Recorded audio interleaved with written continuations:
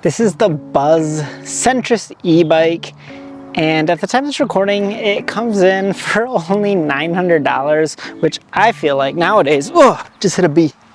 What are the chances that I punch a B out here and the name of this brand is called Buzz? Like, this video is meant to be. But anyways, like I said, this e-bike is extremely affordable for what it offers you. It's a good bang for its buck. So starting off, this is a fat tire e-bike.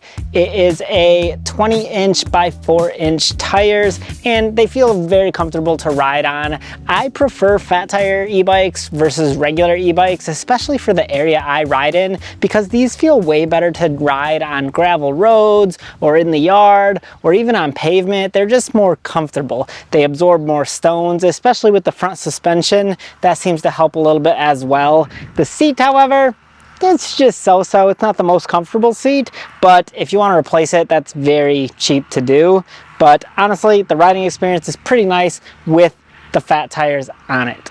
I also love that right out of the box, this e-bike comes with a front basket, or it's not really a basket, it's just a rack, which is kind of nice if you ever need to carry some stuff. And it also has a rear rack as well. Now, the weight capacity on these aren't very strong. I think they say on it only 10 pounds. Now, I've put more weight on. I weigh 160 pounds, and this rear rack is holding me, even though it only advertises it holds 10 pounds. So that's why I think you're able to get away with holding a little bit more weight back here than what it recommends, actually. But that's not a recommendation. The disclaimer, I'm just letting you know, don't do that, but it might be possible. It also comes included with fenders on this, and it also comes with a front headlight right here and also a rear tail light back here. I feel like one of the things I like most about this is just the overall appearance of it. I love matte black e-bikes. They look nice, but I feel like this also accent yellow or orange. I can't really tell what color that is. Let me know what you think that color might be. It's like a mix between yellow and orange. It looks very nice. I like it. I feel like it looks clean, it looks sharp, and it's pretty cool looking. I also like the functionality of step-through e-bikes. They're just way easier to get on and off of. They're way easier to manage. That way you don't have like a large bar right here that you have to step over. So this is really easy, especially if you're a little bit older, you have a harder time getting on and off a bike. I feel like something like this would be awesome for you. Something else that is really nice is this e-bike is foldable, so you can just pack this thing up in a small little cube and then toss it in your trunk if you need to. You got me shaking, yeah, I feel the fever coming on. Oh, you know you're all I want. Keep saying that I hate. Not only can you fold the handlebars like that, but it also has a stem right here that you can raise and lower the handlebars if you need to. So that's nice in case you're a little bit taller or shorter. You can kind of adjust it a little bit to meet your comfortability. When it comes to the handlebars, they just go straight across. They're not swept back or anything. And then they do feel a little bit shorter or more condensed rather than larger mountain bike style handlebars. So that is one feature that I noticed, but it still feels natural to ride. I don't see an issue with it. It actually probably makes it a little bit easier to haul and manage because you don't have large handlebars sticking out. So I honestly don't have any complaints there.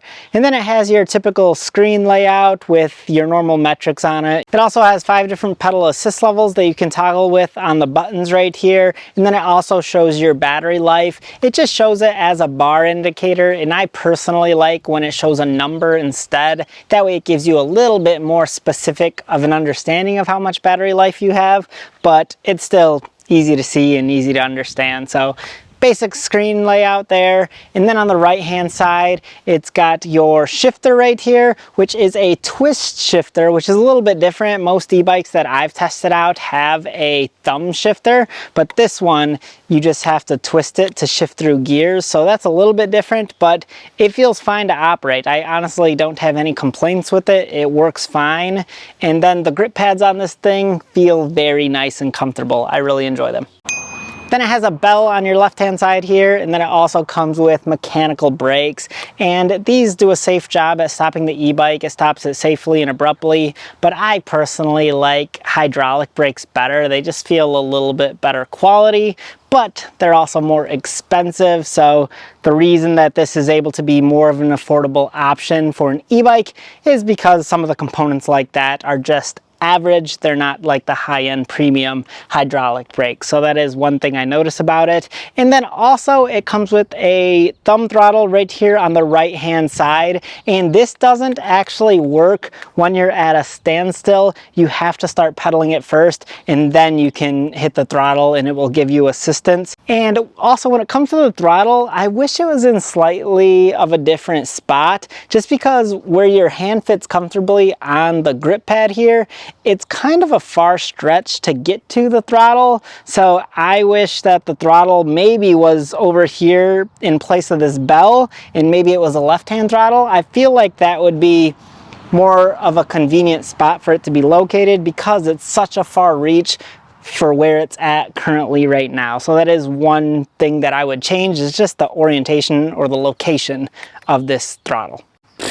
If I look like I'm glistening, it's because I am drenched in sweat right now. It is like a million degrees out here and I am cooking.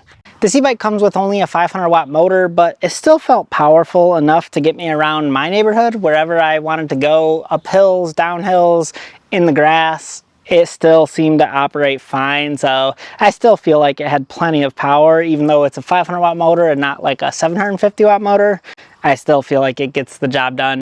And then it also has a top speed of 20 miles an hour, and you can obtain that top speed by hitting the throttle, or you can pedal and it will give you assistance up to that top speed level. And that felt very comfortable. I don't ever see the need to go over that speed. I feel like I typically cruise at around 11 to 12 miles an hour. That feels comfortable to me. So the fact that you can go all the way up to 20 is nice. One thing I did notice is that once you hit like 16 miles an hour, you lose some resistance in your pedals. So if you keep it below that speed, it feels comfortable to pedal. Once you start going to its top speed, you lose that resistance and your feet don't have that much pressure when you're pushing on them. As far as the riding experience goes though, I had a blast on this thing. Like I said, it feels a little bit more of a compact e-bike. I think because the handlebars are a little bit shorter, and because these are 20-inch tires instead of 26-inch tires, so it just feels a little bit easier to manage in my opinion. And it was honestly a lot of fun taking out and riding. I feel like something like this would be great for camping or just riding around your neighborhood. I feel like I use e-bikes all the time, so something like this is just perfect. It's very nice that it can fold up in a compact position. That way you can take it with you wherever you go. And then it's just been fun to ride. So there it is, the Buzz Centris E-bike. I've been impressed with it. I think it's a great value for the money. If you're interested in it, I'll put a link in the description below. Thank you so much for watching and have a nice day.